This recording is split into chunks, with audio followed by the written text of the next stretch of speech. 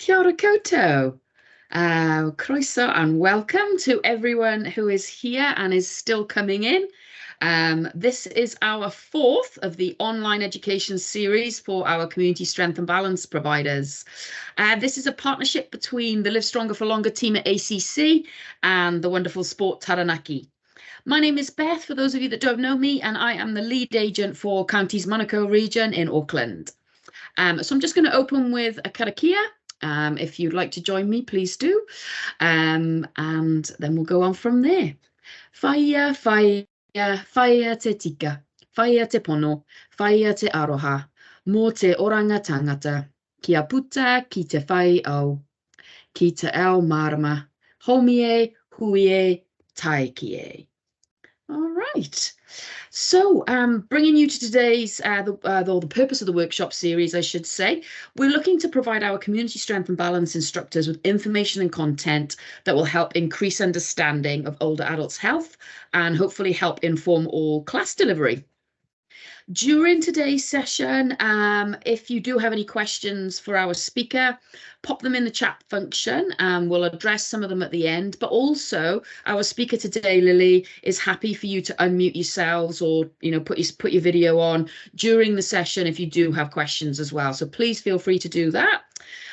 The session will be recorded today and we will send out the link. So if you do have colleagues that are interested, you can still send it on to them, hopefully within the next week. So I'm going to introduce, as my absolute pleasure, the lovely Lily Purdon. So Lily is currently Strength and Balance Project Lead at Sport Canterbury.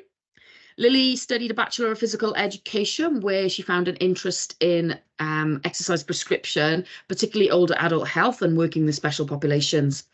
This has led Lily to complete a Master of Applied Science looking specifically at older adult health and dual task training for falls prevention. Lily has worked in an exercise setting with a background in exercise prescription and teaching, and we're very, very honoured to have her as a speaker today. So over to you, Lily.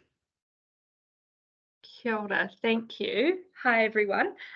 Just mentioned before, if you have any questions, just shut them in the chat. I've got it open. I'm not the most tech-savvy person, but I'll hopefully be able to read everything as it goes. And if there is any discussion points, either feel free to chuck comments in, or if you do want to unmute and say anything, you're obviously more than welcome to.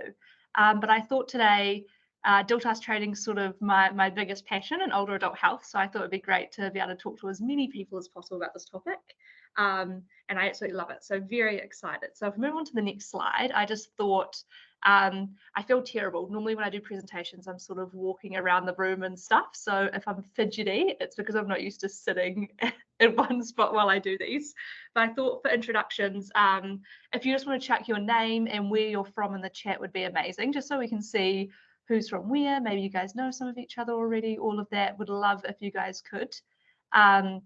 And I thought I'll quickly introduce myself. I know Beth just did an amazing introduction for me, so thank you so much. But yeah, name, where you're from in the chat would be lovely. But while you guys do that, I'll quickly introduce myself. So originally from Dunedin, and I always had a massive passion for health and fitness as I grew up, and I decided that it was fitting to do my Bachelor of Physical Education when I left school. At this point, I was loving the gym, that sort of thing, and I just kind of fell into doing some volunteering for a class called PEPSA, which is Physical Exercise Prescription for Sedentary Adults, and I loved it from day dot. And I think that's where I realized my love for older adult health and exercise. And then from there, I sort of took that over, got into personal training, was doing that, a bit of group fitness, and then was coming to the end of my degree, and I wasn't quite ready to give up my studies, especially in older adult health. So was stoked to then go do my master's, and I specifically looked at falls prevention, and within that I looked at dual task training. So my topic is a very, very small part of that, but what I was trying to see is essentially the real world application of dual task training. So whether combining some sort of balance with another task applied better to falls or falls prevention than just doing standard balance that you could focus on. So sort of what I'm going to talk about today.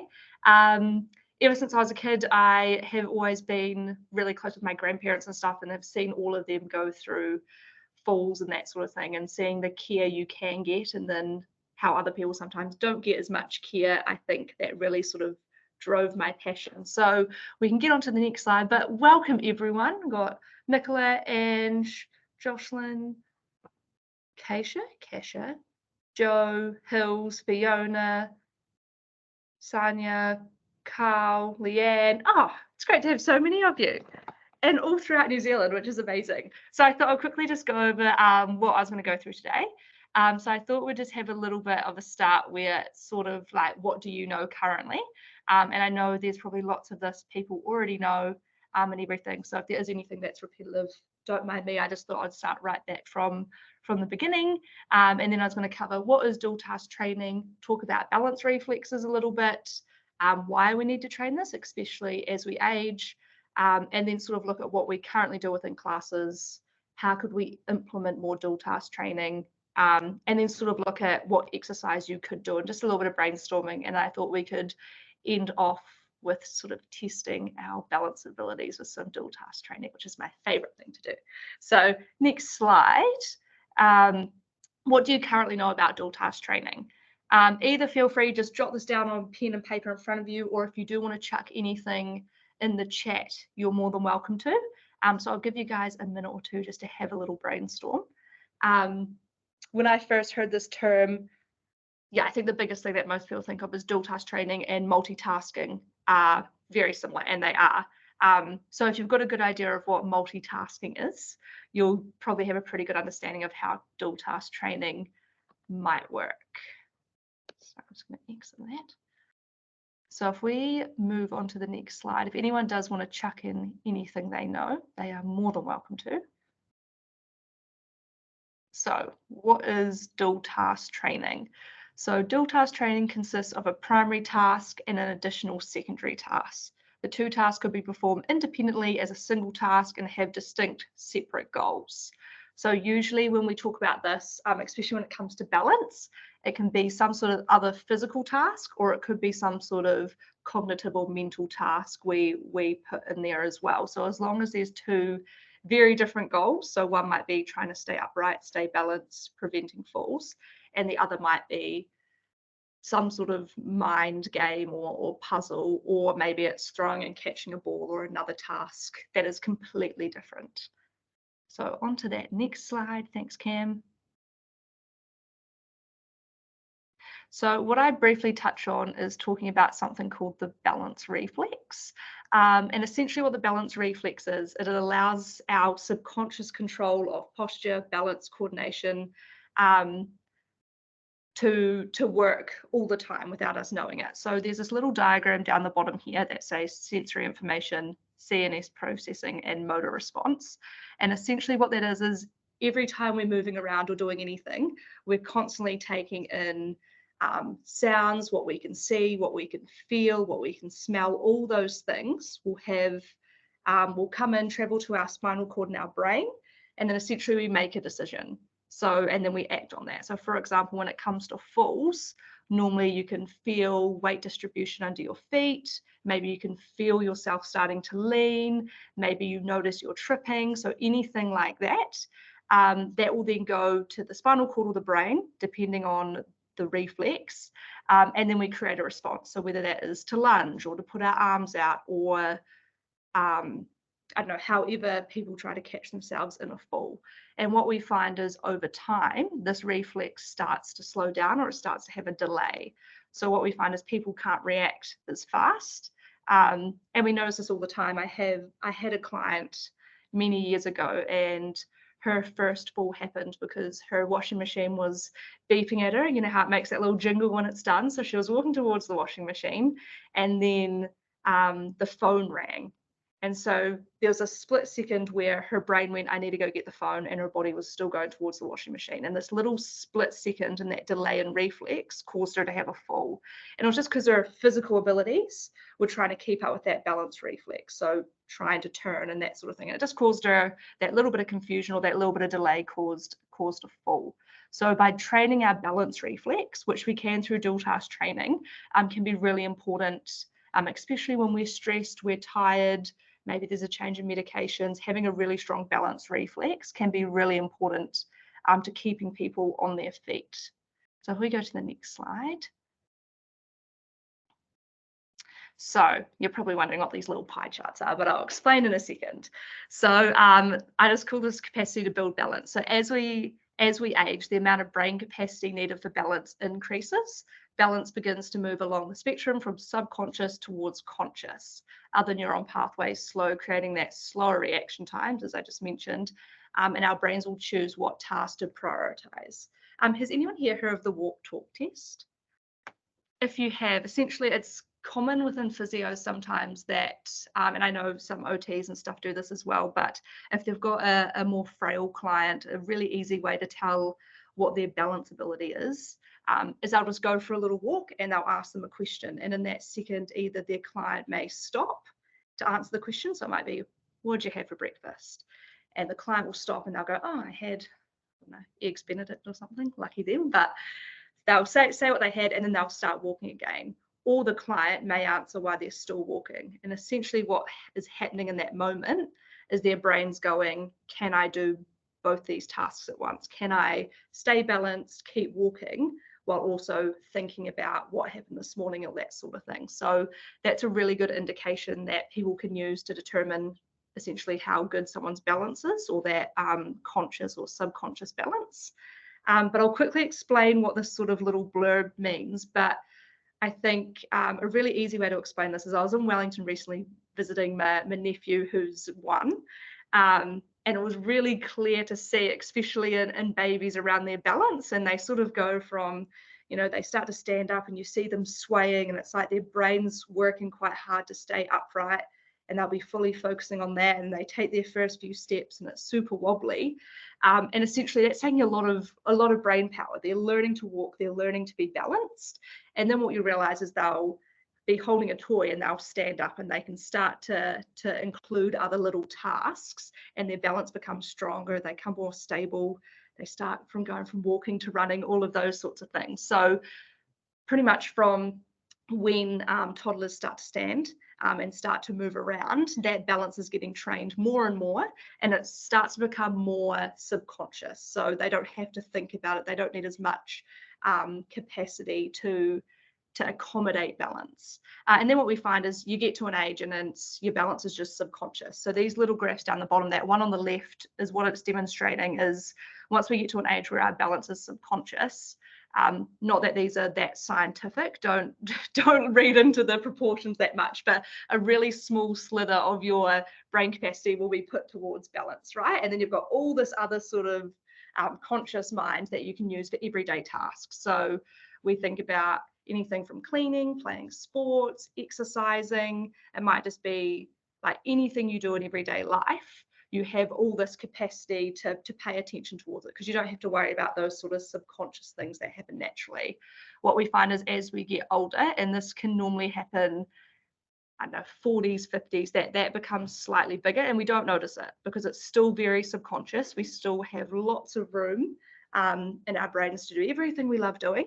But what we find is it starts to become a little bit bigger because from a certain age, it's usually in our 30s, 40s, 50s, that our muscles and bones start to change a little bit and our structure starts to change a little bit and our bones can start to break down, our muscles break down. So it requires a little bit more attention to stay balanced and upright.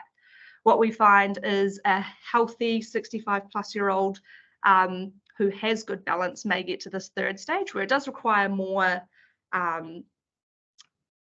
conscious brain. I don't necessarily really love that term, but it takes up more brain capacity. So they do focus on it a little bit more. And that's when we see things like people just are a little bit slower, or maybe they focus a little bit more. And this will all happen quite naturally, that people will naturally just change the way they do things to accommodate that change in balance. And then this last one is when people can really start to fall. So that white sort of part of the graph being how much they need to focus on balance. And this is when dual task training becomes quite important, because in this last graph here, what we find is people will be prioritizing. Can I balance and do another task. And this is when we find like the walk talk test, people have to stop to answer questions, or they may not be able to multitask. And this is when it can really affect your quality of life, because essentially what we're finding is people don't feel that confident to do everyday tasks anymore because they're worried about falling while walking to the coffee shop or doing their chores or that sort of thing. So yeah, this is obviously a really simple little graph to try and show how your brain can sort of segment up its ability or its capacity. And what we find is as we age, the capacity of balance will become more conscious and it will take up a larger part of our brain. And that's when we find that people start to think about it more. My last point just around that is people don't realize how much they have to focus on balance until they've had a fall. Because you don't really know until you've fallen that you kind of question your balance ability.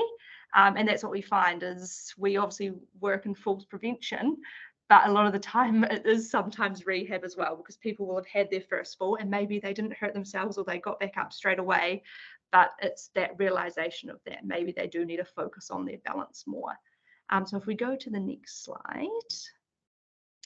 Cool. So how/why we train our balance reflex. So we need to train our balance reflex so we continue to keep our balance subconscious and allow us to do more than one task at a time. We can do this with dual task training by challenging our balance abilities with additional tasks that will create our focus away from the task of balance. This creates the effect of the brain having to balance automatically and without conscious thought to complete the second task. Sorry, that was such a mouthful, but I'll break that down a little bit. So what we find is dual task training is a really easy way, and it can be a really safe way to just test that balance reflex within a class. And there's so many ways you can do this. So you can start with just teaching people a balance exercise. So let's just say a heel-toe walk.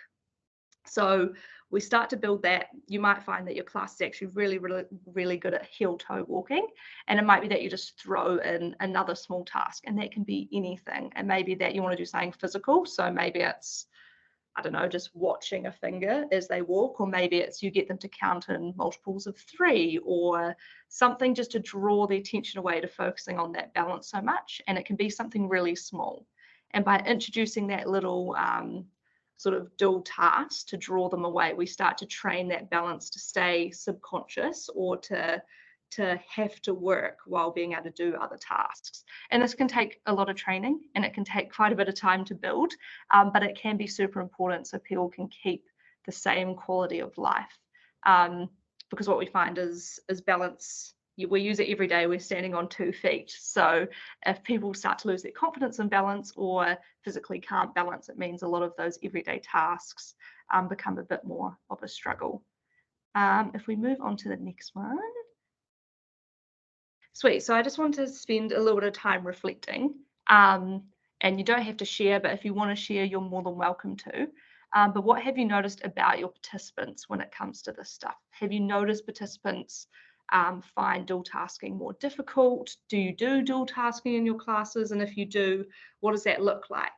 I know we'll do it at the end of this, but I usually do a little test within presentations, and it's interesting seeing the difference of people doing balance when they can fully focus on it, and then when you chuck in another tasks and suddenly you see there's wobbles everywhere, or you know, people just can't do the same as they used to because of introducing that little bit of a challenge on the side with that cognitive or physical dual tasking. So yeah, have a little think, because if you are someone that may use dual tasking already, it might be around how can we add on or change it to keep your participants having to rethink, because I guess we learn things quite quickly, or is it something you want to introduce because you notice that it might be useful for your participants?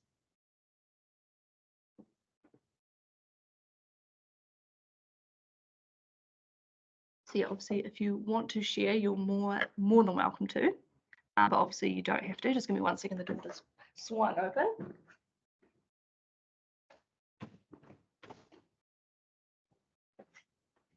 I'm back. Sorry about that.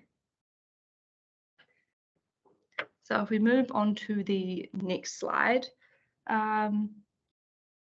Oh, amazing. Yeah, and you'll find things like Tai Chi, you naturally do so much dual tasking anyway, because you're focusing on the form, like everything you've got to think of while also shifting your body weight, balancing and all of that. So things like Tai Chi automatically have so much dual tasking without people even realizing. But yeah, Nimble is a really good app for that balance reflex training and having to do essentially a cognitive task while trying to balance as well. I sometimes ask exercise participants what they had for dinner last night. When some of them answer, they stop the exercise they're doing, others continue at their circuit station. That is, yeah, so true. And that's very similar to that walk talk test. And it's funny how they don't even realize if they stop or not. They'll either stop and they'll just answer normally because that's what they're used to, or they'll just keep going. And I think that gives you a good indication, especially if it's a balance exercise, of someone's balance ability. I use dual tasking all the time. Good to have equipment and incorporate fun tasks and peers and groups whilst balancing. Yeah, definitely. And I think I did a workshop on this in person a wee while back, and it was interesting once we started to explore dual tasking, how much more that there was almost little games that came out of it and all those fun sort of elements, which I loved, and just actually having to pick up some equipment you've maybe never used before and challenging yourself to try and create a new sort of exercise or dual tasking with it. So that's really cool to hear. Yeah, so you may already do dual tasking, and if you do, feel free to chuck in what else you do if anyone else wants to share. That is really cool to see. And you'll find like Tai Chi, usually like yoga, things like that, automatically have that balance and a cognitive task because you're focusing on your form or putting your body in a certain position. Maybe it's trying to remember the sequence or that sort of thing. So that's why I think those classes are incredible for strength and balance, because you're pretty much, people that go to them are required to dual task most of the class, which is really, really cool. So if anyone else wants to share, feel free to chuck it in. If not, we'll keep moving. Sweet. So what could you implement? I guess now you've had a little bit of time to think about what you currently do, but is there anything that you've gone, oh, maybe that would be really cool to put into the class? So maybe it's something you already do and it's something you want to add on, or maybe you've got totally new ideas.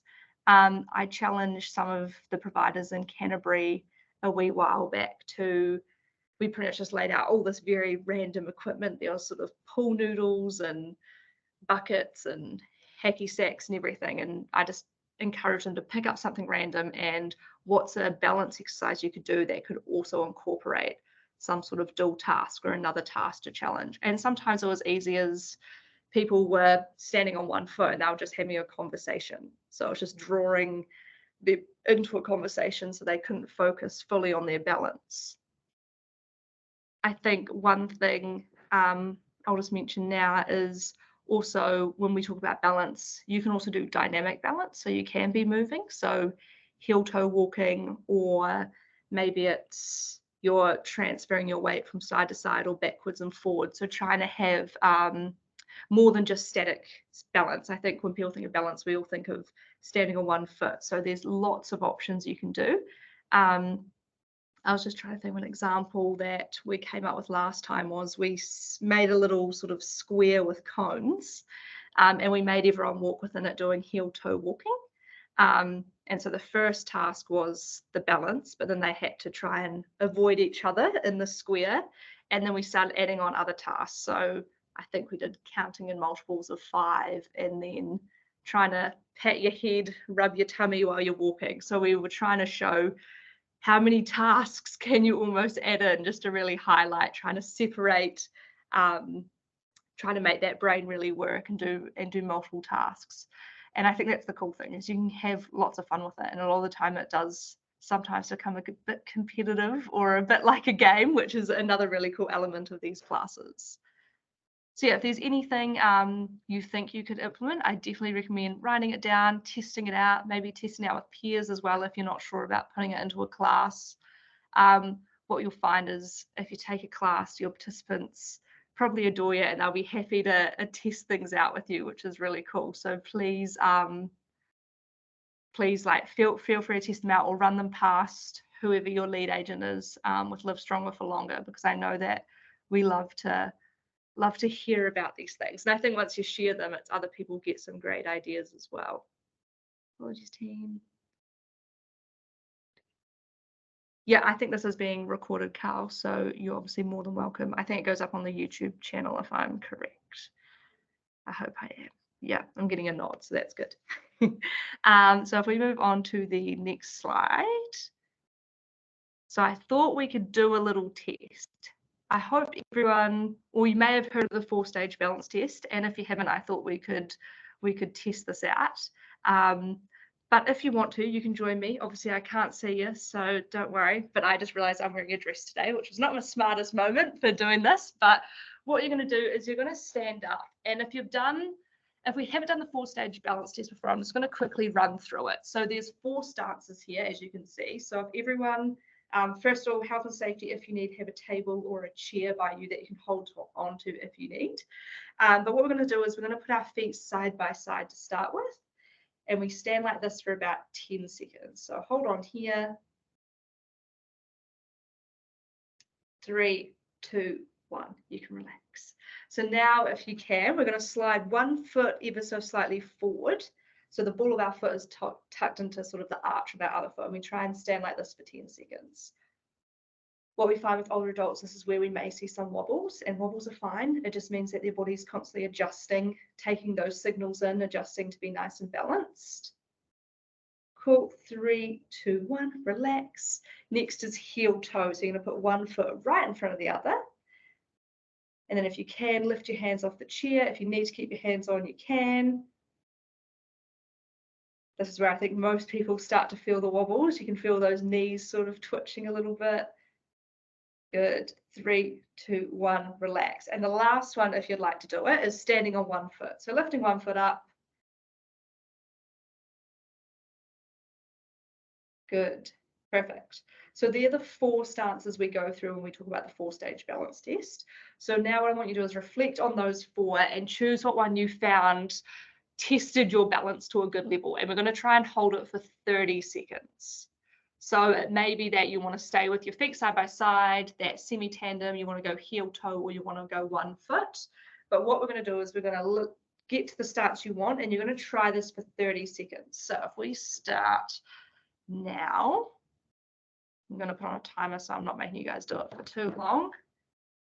But you're going to choose whatever stance, and we try and hold it for 30 seconds. This will all make sense in a moment.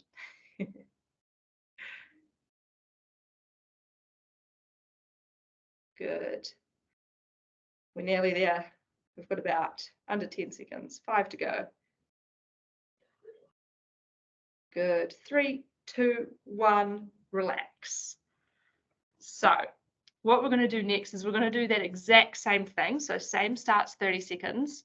But when I say go, Cam's going to flick to the next slide, and there's going to be pretty much, I think it's 10 brain teasers on the screen. And I want you to try and answer as many of them as possible while you do your starts. So just a really simple demonstration of dual task training. So if you get into the stance you like, and we're going to start in 3, 2, 1. So if you move to that next slide, and you're going to try and work out these brain teasers.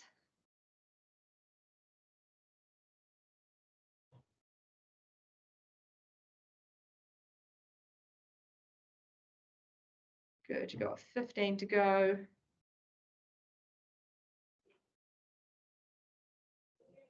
I feel like I should have known these answers before I did this. Nearly there. 3, 2, 1, relax. There we go. That's all the exercise I'm making you do. So feel free to sit down. So yeah, that was a really, really simple way of including dual task training. The other one I sometimes do with people in presentations will be the exact same thing, but I'll ask them to count in multiples of 3. Just so they can do it on their own, and their brains kind of, I don't know, people usually get competitive because some are saying it out loud, so people are trying to beat other people. But the few questions I normally ask after we do this is, 1, did you find your balance got better or worse, including a second task? And you don't have to tell me if you want to, you're more than welcome to, but just reflect on this. Did you think you could do balancing better without the dual task? And do you think you could also complete these brain teasers faster or better without having to balance at the same time? Did you find you get wobblier? Could you still balance? I know some people would generally will put a foot down or something. What we find when we do this with participants is they usually say they get wobblier, or sometimes when we talked about whether your brain will prioritize a task, if they're really competitive at something like brain teasers, we see them almost give up on their balance and they're so focused on trying to get these done. Or vice versa. Sometimes people are like, I didn't even focus on that because I wanted to do my 30 seconds on one leg or whatever it may be. So it's really interesting seeing the outcomes of this. What we find is there's usually always one or two that say their balance got better or was the same when including this task. And usually what that means is they've got really good balance, and standing in whatever stance they were in wasn't a challenge for them. And so they had that capacity to still do these tasks. Just trying to think what else I need to mention. The wobbles, I always say, aren't a bad thing. Wobbles are good. That's your brain constantly assessing where you are and trying to keep you upright. So when we get worried is when people don't wobble and they just start to fall. So those wobbles are actually their brain trying to work to stay upright. And what people do is they usually get wobblier during this because their brain's trying to work out what it wants to prioritize or what it wants to do. Did anyone get all 8, by the way? I usually always get a question at the end being like, what are the answers? So if you want the answers, let me know. I think I know them all. So, but yeah, so something like this, or it can be something physical, but I highly recommend just noting down what you enjoy, or maybe what your class enjoys, and then seeing if you can create it into some sort of dual tasking or some sort of game or some sort of other element to really test that balance. So if we go to the next slide, I don't actually know what's coming. Cool. And then I guess the next question I always think of is if we create a dual task within class. So let's say it's doing that 4-stage balance test and the brain teasers. What's a way we can regress this without removing the dual task? So then people of all abilities can still challenge their own balance with dual tasking, but can still be in a really safe environment. So a really easy way would be changing the stance. So if someone's trying to do it on one foot and they're nearly toppling over, going back to that heel toe. Or maybe it's changing the cognitive task to something that isn't so demanding. So yeah, there's lots of ways, but I highly recommend that once you come up with these tasks, then it's like, how do we apply it to everybody so everyone can participate but still be safe and still get the most out of the activity. So I think that is pretty much the end of my talking. Sorry, I feel terrible whenever I just talk straight about everything for so long, but I did pop my email there, so if anyone does have further questions or they want to talk about stuff later, you're obviously more than welcome to reach out for me.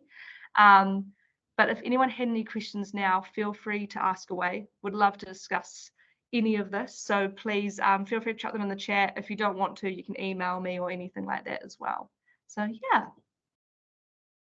You can also raise your hand, everyone, and then Cam will unmute you if you wanted to ask a direct question to Lily.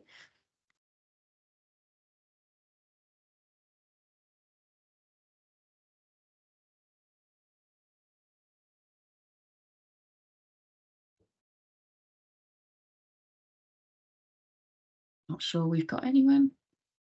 Are you seeing any hands raised, Lily? Oh, answers to the brain teasers. Oh yeah. Okay, I'll try and see what I can remember. The first time I ever did this with people, I was like, oh, I don't actually know any of the answers, and I felt terrible, so I had to go away and Google them. So the first one is forget it, and then it goes number 2 is Jack in the Box, 3 is somewhere over the rainbow, 4 is back door, 5 is read between the lines, 6 is blood over water, or blood is thicker than water, one of them. 7 is the one that always gets me. 8 I discovered not long ago, but 8 was cancelled check. Belong. Yeah, thank you. Belong. I know number 8 stumped me for so long, and then someone just answered it the other day, and I was like, that's good that I finally know the answer. But they're quite fun. And I think, I don't know about you guys, but I remember seeing these as a kid sometimes, and I would love them. So it's almost that like childhood element as well, all those sort of puzzles or tasks that really throw you, or they like really engage you, which I quite like. So yeah, every time we do them, everyone always gets really invested in trying to answer them, which I love. So yeah. Oh yeah, lots of people knew lots of them. How good. If anyone wants these, I have so many of these on my laptop, so please let me know. Greatly, I've heard many presentations on it in yours. Oh, thank you. Yeah, I guess that subconscious conscious thing, I think, is a really easy way to explain it to people, of trying to explain it like, if your brain's a circle, how much of it is taken up with having to focus on balance. So hopefully that made it quite I know, easy to digest almost. Is there research, clinical trials on dual tasking?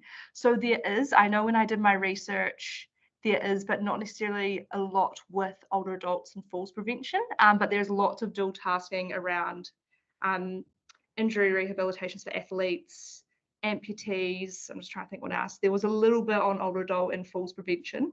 But yeah, not necessarily loads with, well, to be honest, this has been probably 3 years since I last did a big in-depth research on it, Jocelyn. But yeah, there was stuff, but not necessarily with just older adults. But quite fascinating to read, and how it really helped with rehabilitation as well.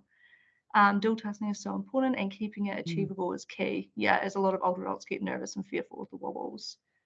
Yeah, that's honestly a great point. Try to have humour to keep the focus away from their fears. Yeah, and I think that's that element of being able to adapt it to everyone, so then everyone can give at least something in dual tasking a go. That's a really good point, Angela. Cool. Happy that those pie graphs helped. When I created them, I was like, this is either going to be a flop or it's going to be really helpful. Yeah, thank you all for joining me. If you've got any other questions, pop them through, but it's always great. I know I'm a real geek for this stuff, so I'm happy to talk about it anytime and everywhere. So absolutely. Fantastic. Thank you so much, Lily. It was just absolutely wonderful, and I've got loads of takeaways myself. I love the part about the brain capacity, and that was really good to sort of understand that, and how you do have to, it's almost like going back to the beginning, but at the other end of life. So that was fantastic. Yeah, so good.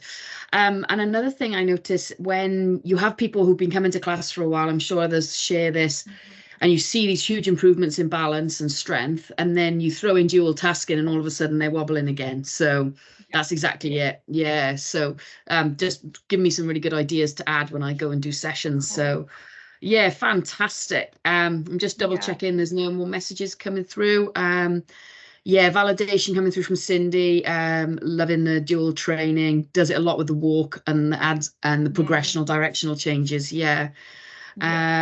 Humor over fear. Yeah, definitely. And we see it a lot in Tai Chi and some of our dance things as well, where you've got to move different limbs at different times, and while doing this, and then copying someone, and and listening. So just fantastic. Brilliant. We could nerd out over this for a while.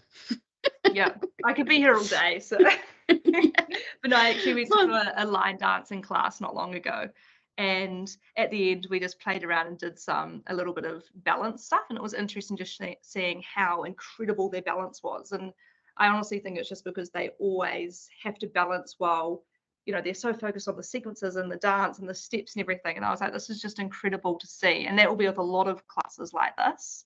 So yeah, it's great to see. So yeah, fantastic. Just listening, answering Caroline as well. Yep, we are going to send the video of today out, so you will be able to access that. Fantastic. Oh yep, Hillary's just saying that there. Fab. So just before we go then, everyone, just want to remind you all that we're just confirming Monday the 20th, the speaker. We will send out some comms in the next few days once we know. We have confirmed Monday the 27th of November, which is going to be the CEO of Osteoporosis New Zealand, Christine Gill. So she's a fabulous speaker as well. So again, we will send out the comms over this over the coming days, as well as the video link for this session. Hopefully you all got Nairi's, which came out earlier. If you didn't, just contact your lead agent or hills in Sport Taranaki. Always doing that. Last couple of last few things come in. Brilliant. Okay, so thank you so much, Lily. And if everyone's okay, I'll close with the karakia. Okay. Whaia te tika, whaia te pono, whaia te aroha, mō te oranga tangata, kia puta ki te whai au, ki te ao marama, homie, huie, tai kie. All right, thanks so much for sharing, everyone, and thanks again, Lily. And we'll see you all next Monday, hopefully.